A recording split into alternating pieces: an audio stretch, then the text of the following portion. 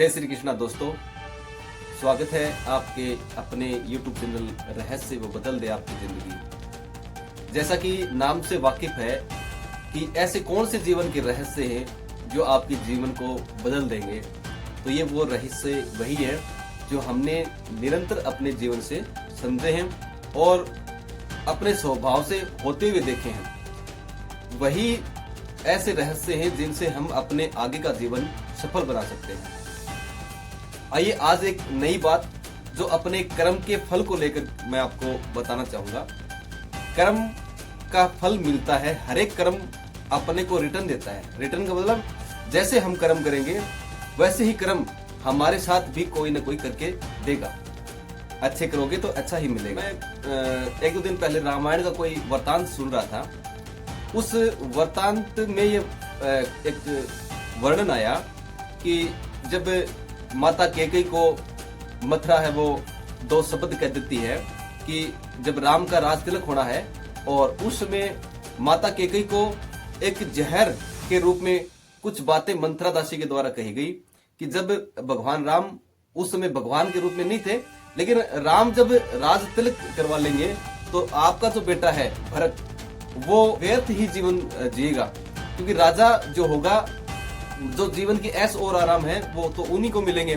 फिर तुम्हारा जो बेटा है उसको मिलेगा भी क्या, राजपाट किसी और के हाथ में चले जाएगा। तो माता कैकेयी मथुरा की बातों में आकर के और दशरथ से जो दो वरदान उसको मिले हुए थे उनका वो गलत प्रयोग कर लेती है। वर्तमान में कहा जाता है कि भगवान ने स्वयं कहा है कि उनकी कोई गलती नहीं थी, क्योंकि उनके कर्म में ऐसा लिखा हुआ था। और माता ने कैकेयी ने जैसे ही भगवान राम से ये के लिए जो अपेक्षा करी दशरथ से कि मेरे बेटे को राज तिलक चाहिए और राम को 14 साल का वनवास, तो दशरथ ने, राजा दशरथ भी बहुत ही पूज्य भी व्यक्ति थे, बहुत ही जानकार थे इन चीजों के, उनको भी पता था इस बात का। और उन्होंने राम के सामने ये जब बात रखी कि आपकी माता को 2 वचन दिए हुए हैं और आपका बेटे के रूप में ये धर्म है कि तू है वो मेरे वचनों का पालन करे, तो भगवान राम ने तो उसको एक्सेप्ट कर लिया और वो वनवास को चले भी गए। 14 साल माता सीता के साथ और छोटे भाई लक्ष्मण के साथ वनवास में उन्होंने गमन किया। इधर जो दूसरा वरदान था भरत के राज तिलक करने का, जब वो समय आया तो दशरथ ने कहा, जब ये वार्तांत हुआ तो उस समय जो भरत थे वो अपने ननिहाल थे, वहां से उनको बुलाया गया, सारी बातें उनको बताई गई कि आपके भाई को तो वनवास भेज दिया गया है और अब ये राज जो तिलक होना है वो तुम्हारा होना है। और माता की भी यही अपेक्षा है और सभी जो पिता हैं वो भी वचनों में बंद थे, तो उन्होंने भी अपेक्षा जारी करी कि आप राज तिलक है वो ग्रहण करो। लेकिन दशरथ ने जैसे ही कहा तो भरत जी ने इनकार कर दिया कि मैं ये राज तिलक आज मैं ले लूंगा तो मेरे को शोभा नहीं देगा। उनके राज ऋषि को बुलाया गया और सारे जो राज परिवार था उसके सामने वो बातें रखी गई और भरत से सभी ने कहा कि एक राज ऋषि, उस समय ये प्रचलन था कि जो राज्य का जो राज ऋषि था उसके जो वचन थे उस राजा पर भी आबद्ध थे। तो राज ऋषि ने भी यही कहा कि ये जो राज तिलक है वो होना तो श्री राम का था, लेकिन उनके वनवास जाने के बाद में, उनके बाद में जो बड़े बेटे के रूप में आप हो और वैसे भी आपकी माता के वचन है, तो आपको ये राज तिलक यानी राज है वो ग्रहण करना चाहिए। भरत जी ने बहुत सुलझे हुए व्यक्ति थे, बहुत इस मनोभाव उनका बहुत उच्च क्वालिटी का था। उन्होंने कहा अगर ऐसा मैं कर लूंगा तो ये जो मेरा जीवन है वो व्यर्थ का जाएगा और ये जो धरती है ना ये रसातल में चली जाएगी। राज ऋषि ने कहा कि ऐसे कैसे रसातल में चली जाएगी, रसातल का मतलब धरती है वो नष्ट ही हो जाएगी एक प्रकार से। तो ऋषि ने कहा कि ऐसा कैसे हो जाएगा, जब रावण जैसे, कुंभकर्ण जैसे राक्षस के वजन से ये धरती रसातल में नहीं गई, तो तेरे राज तिलक करने से ये धरती रसातल में कैसे चली जाएगी। तो भरत जी ने कहा वो राक्षस हैं, रावण का कार्य है राक्षसी प्रवृत्ति का है, कुंभकर्ण का कार्य है वो भी राक्षसी प्रवृत्ति का है, वो नरभक्षी हैं, वो राक्षस बुद्धि के जो भी कार्य है वो सब करेंगे, ये धरती माता उनको तो एक्सेप्ट कर लेगी। लेकिन ये जो भरत है ये राम का भाई है, अगर राम का भाई ऐसा कार्य करेगा तो क्या ये धरती रसतल में नहीं जाएगी? तो उन्होंने उस राज का त्याग किया और राम की तरह ही उन्होंने उनके जो चरण पादुकाएं थी वो सिंहासन पर की और स्वयं भी वन को चले गए। कहते हैं उन्होंने काफी साल भगवान राम की तरह ही वनों में रह के तपस्या करी, उसी तरह उन्होंने जीवन जिया। आज राम श्री राम है तो उनके साथ जो उनका परिवार है, हर एक का कैरेक्टर हमें रामायण में देखने को मिलता है। हर एक ने अपना कर्म बड़े ही न्योछावर भाव से किया है। भाई ने भाई के प्रति, माँ ने बेटों के प्रति और बाप ने अपने बेटों के प्रति जो जो भी करते किए हैं। आज इतिहास में उनकी चर्चाएं चलती हैं। उनको देख करके हमें जीवन जीने का एक ढंग पता चलता है कि भाई को भाई के प्रति कैसा व्यवहार करना चाहिए, माता को अपने पुत्र के साथ कैसा व्यवहार करना चाहिए। क्या उन्होंने अपने कर्मों को सहन नहीं किया? उनके क्रम में था भगवान राम का राज तिलक होना था, लेकिन उनको वन जाना पड़ा। माता सीता जो एक राजा की पुत्री थी, उनको भी राज तिलक छोड़ करके, राज परिवार छोड़ करके वन में 14 साल तक लगातार, और रावण जैसे श्रीलंका जैसे राज्य के अंदर जहां राक्षस ही राक्षस थे, वहां उनको अपना जीवन यापन करना पड़ा। उधर इनके जबरदस्ती वो राज तिलक करवाया जा रहा था, उन्होंने उसका त्याग किया। वैसे ही भगवान की तरह वो वनों में रहे। तो कर्म का फल आपको भी मिलेगा, हमें भी मिलेगा। उन्होंने भी वहन किया है, सहन भी किया है, लेकिन अपने कर्म के प्रारब्ध को उन्होंने सहन किया है। और यदि वो सहन नहीं करते, मान लो अगर राम के वनवास जाने के बाद में जो भरत हैं वो राजगद्दी पर बैठ जाते, तो क्या वो भाई भाई का नाता जीवित रहता? क्या राम भरत से उतना ही प्रेम करते, या वो आपसी एक युद्ध का एक माहौल बन जाता? लक्ष्मण राम के इतने प्रिय थे, वो साथ चले गए वन में, और उन्होंने 14 साल तक लगातार भगवान के तरह उनको सेवाएं दी, पूजा, उनको हर सुख और दुख में, हर कष्ट में भाई की तरह उनके साथ रहे। हमें सीखने को मिलता है कि उन्होंने जो जो कर्म किए हैं, उन कर्मों का उनको रिजल्ट मिला, कर्म का फल मिला। एक कर्मों के फल को भुगतने के बाद में वापस में जैसे ही वो भगवान अयोध्या आते हैं, राज तिलक उनका होता है। लेकिन माता सीता के ऐसे कौन से कर्म रहे हैं कि 14 साल वनवास जाने के बाद में और फिर वापसी राज तिलक होने के बाद में फिर उनको वन में जाना पड़ा। पीछे के जो वृत्तांत है, शास्त्र हैं, उनमें सारी बातें बड़े सरल स्वभाव से, भाव से लिखी भी है। एक एक करके कभी टाइम मिलेगा तो मैं जरूर आपको बताऊंगा। आज चर्चा करते हैं कर्म के फल की। आपका पिता आपके लिए कुछ कर रहा है तो रिटर्न में उसको मिलेगा। आप पुत्र के रूप में अगर अच्छे संस्कार प्राप्त करोगे तो वैसे ही संस्कार आपके पिता के प्रति भी अर्जित होंगे, उपार्जित होंगे, और वही भाव आप उनके आदर भाव हमेशा के लिए रखोगे। आप अपने हाथ से कोई भी कर्म करते हो। एक दूसरा मैं एग्जाम्पल देता हूँ। देखो, जैसे एक कहानी छोटी सी मैं आपको बताता हूँ कि एक बार क्या होता है, एक व्यक्ति राह चलते और एक बगीचे में एक झाड़ी के ऊपर और बेर लगे हुए देखता है। आंखों ने देखा, मन को भाया, तो मन ने कहा कि खाने चाहिए, स्वाद है। अब आंखों ने तो सिर्फ देखा था, मन ने केवल डायरेक्शन दिया था, लेकिन चलना पैरों को पड़ा। पैर चल करके उस बगीचे में घुस गए। बगीचे में जाने के बाद में पैरों ने भी इनकार कर दिया कि हमारा तो कर्म था सिर्फ यहां तक आना, लेकिन तोड़ना हमारे बस में नहीं है। तो तोड़ने का काम किया हाथों ने। हाथों ने तोड़ा। अब तोड़ करके हाथों ने भी क्या कहा कि ये हमारे काम के नहीं है, तोड़ तो लिए।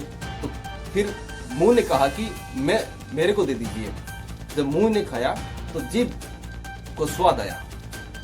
देखा आंखों ने था, स्वाद जीभ ने लिया। उधर से माली ने देखा कि बगीचे में कोई चोर घुस आया है और चोर दौड़ाया। जब माली को देखा तो वो उसने भागने का प्रयास किया, लेकिन माली की नजरों से बच नहीं सका। अब आया डंडा लेके और ऐसे लगे दो पीछे करतू के अंदर और दर्द हुआ। तो मन ने कहा कि ये क्या हो गया, ये तो अन्याय हो गया। कर्म किसने किया था और रिजल्ट परिणाम किसको मिला है? आंखों ने देखा था, खाया किसी ने और ने था, लेकिन देखो लगी कहां पर चोट। लेकिन जैसे ही करतू के अंदर चोट लगी तो आंखों से आंसू निकल आए कि देखो कर्म आंखों ने किया था और ये आंसू भी आंखों को ही झेलने पड़े।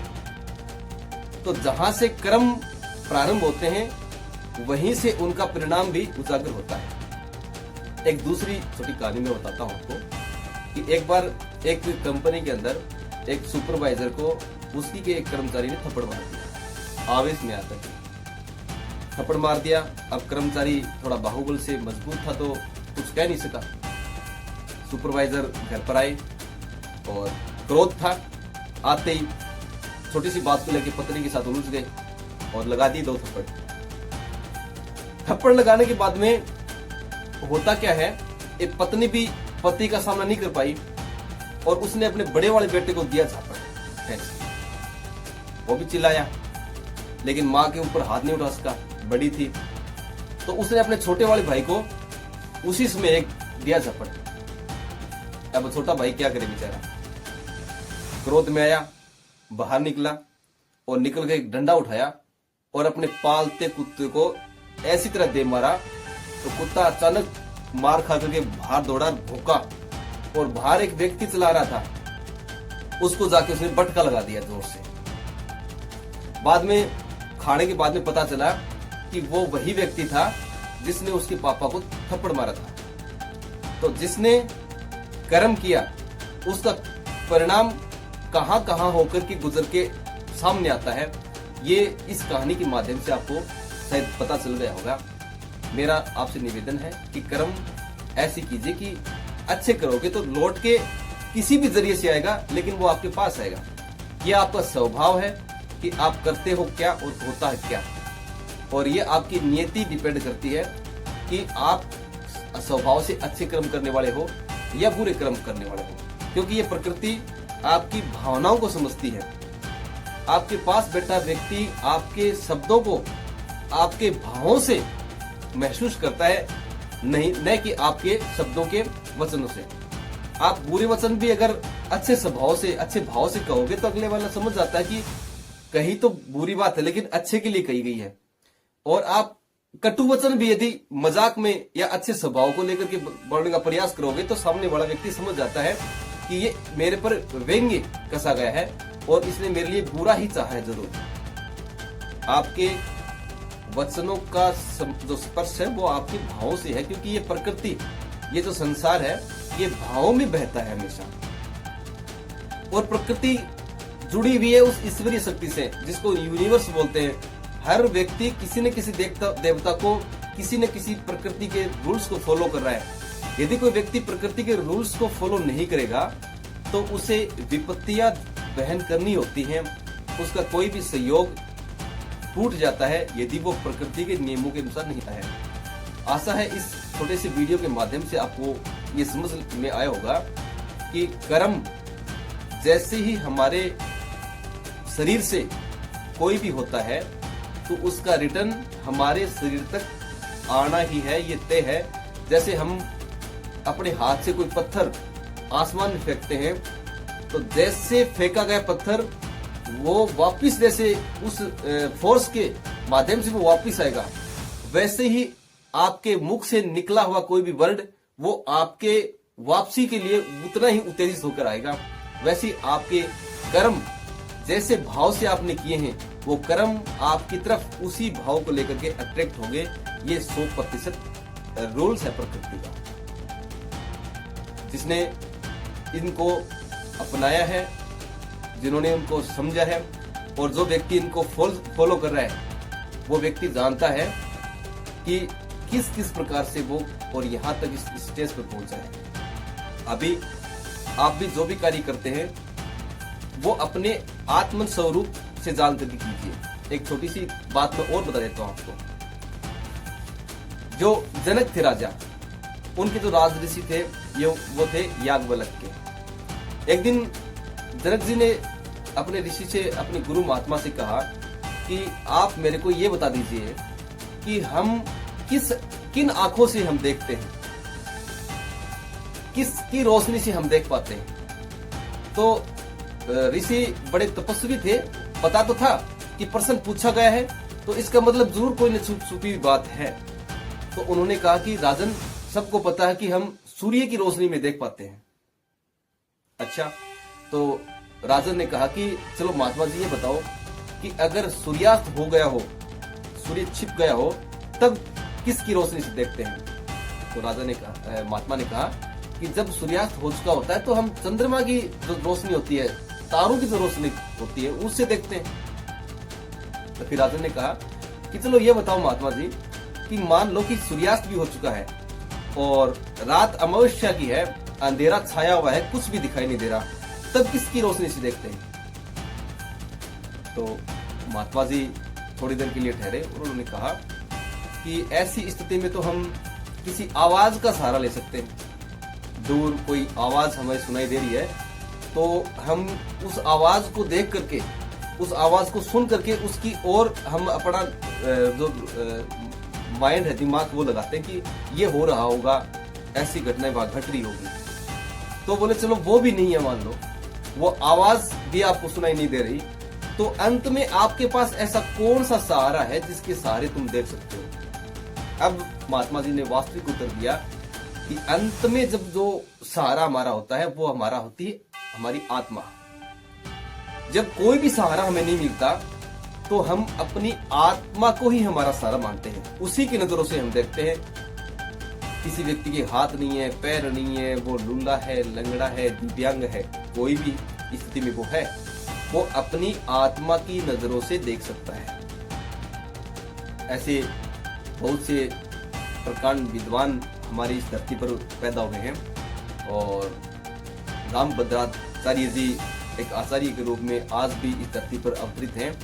उन्होंने सुप्रीम कोर्ट में जब अयोध्या का मामला हुआ तो एक गवाह के रूप में हिंदुओं में कोई संत, कोई व्यक्तित्व ऐसे कोर्ट ने समन किए कि उस अयोध्या में राम मंदिर के होने के कोई सबूत प्रमाण अगर मिल जाए तो हम ये फैसला सुना दें। कोई एक व्यक्ति भी ऐसा उसमें इतना अपने आप में विश्वासित होकर नहीं जा सका। तो माननीय रामभद्राचार्य जी जो आचार्य हैं, उन्होंने, जो दिव्यांग हैं, वो आंखों से देख नहीं सकते, लेकिन फिर भी उन्होंने सुप्रीम कोर्ट में कई ऐसे वृत्तांत कोर्ट के सामने सुनाए। आप यूट्यूब पर सर्च कर लीजिए, एक दिव्यांग व्यक्ति जिसने कभी कोई अक्षर नहीं देखा, कुछ पढ़ा नहीं, उसके जो हृदयंग में सारी जो शास्त्र हमारे हैं वो ज्यों के त्यों रटे हुए हैं या फिर वो हृदय में विराजमान है। ये तो वो प्रकृति जानती है, ये यूनिवर्स जानता है, लेकिन उन्होंने जो अपना कर्म किया, आज उनकी पूजा, उनके सेवक कितने आतुर हैं, कितनी उनकी प्रशंसा देश विदेश में चल रही है। तो मैं भी ये आप इससे अपेक्षा करता हूँ कि आप अपने कर्मों पर ध्यान दीजिए।